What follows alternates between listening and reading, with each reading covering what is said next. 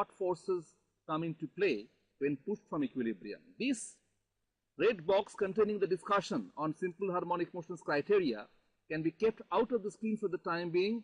It will be called back when you need it once again. Now, as I was telling that I'm going to draw one more figure by the side. Well, this is my figure A, discussing equilibrium condition. This is my figure B, and I improve on this in my new figure, that is C. As usual, I show this initial equilibrium position of the balloon plus string with these dashed lines, and the balloon being pushed horizontally so that the string makes an angle of theta, a small angle with the vertical direction. Let me remind you here that actually for SHM this angle theta has to be very small, as we shall see shortly, but for convenience of understanding I am drawing a figure with a magnified value of theta. So here these two forces, well, the motion of this balloon happens in an arc, not exactly a horizontal line, which is a part of, as I said, this is a part of a vertical circle that you can see here. I'm just showing in dashed line. This circle center coincides with the point at which the string is attached, and this part only describes the motion of this balloon as the given push, as the push is given. And the forces, here is the force of tension, the same T as this one. But as we said, I add up the upward buoyant force larger and the downward gravity force smaller, and we get a net force acting upward. This force can be expressed as the vector difference of buoyant force and the gravity force, right? Now, we might resolve this Fb minus Fg into two components. One is radially outwards opposite to T, other is along the tangent to this circle at the position of this balloon. So, let me choose a coordinate system here also. I write it somewhere here. This is the radially inward direction, this one, towards the center of this circle. I might call it radial, R for radial. Similarly, this is the tangential direction, and I might write T here. These two directions are mutually perpendicular. So as I resolve the net force Fb minus Fg into its two components, we have got a component opposite to T and a component that is, well, I'd like to just show this figure a little more clearly. Give me a moment. Well, I was showing this, shown a little separately here for clarity. If this angle is theta, then this angle is also theta, and we have got a component radially outwards which is having a magnitude of Fb minus Fg into cos theta, and the other component along the tangent towards this mean position, initial position here, that component will be Fb, follow my writing carefully, Fb minus Fg into sin theta. Once resolution complete, let me write down the equations of motion for the balloon as released from this position. In the radially inward direction, we can write down that sigma Fr, I for inward, we have got the force of tension, capital T, minus the cosine component of Fb minus Fg.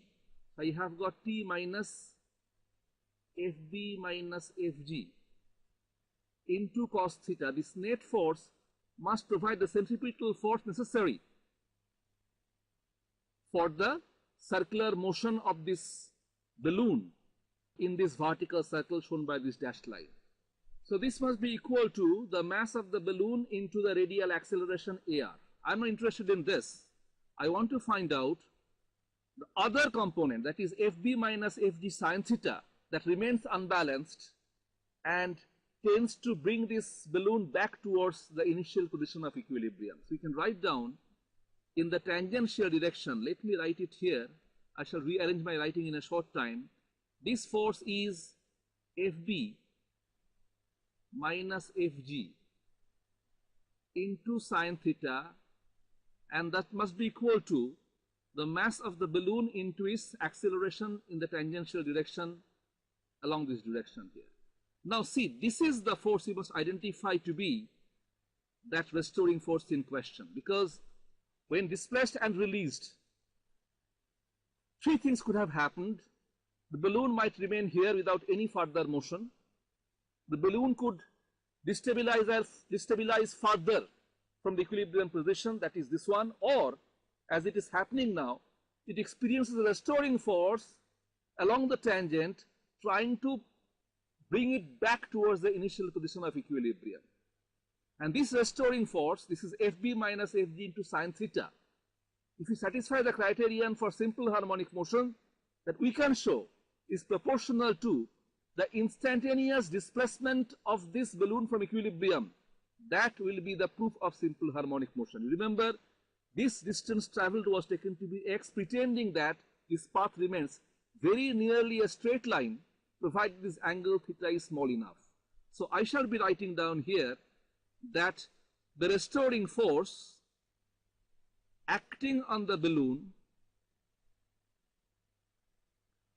towards equilibrium position has got a magnitude of, I am using modular symbol here, this is Fb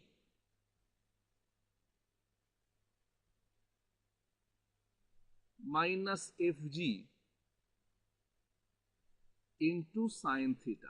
Well, for any large value of theta, you cannot proceed any further, and sine theta is no way related to this value of x. So it's not a simple harmonic motion so long as the value of theta is large enough. But if the value of theta is small, that is less than about 4 degrees, we can approximate this sine theta to be equal to theta in radians, and in that case, we can relate the restoring force to the displacement x. Give me a moment, I shall come back, availing some space on this screen.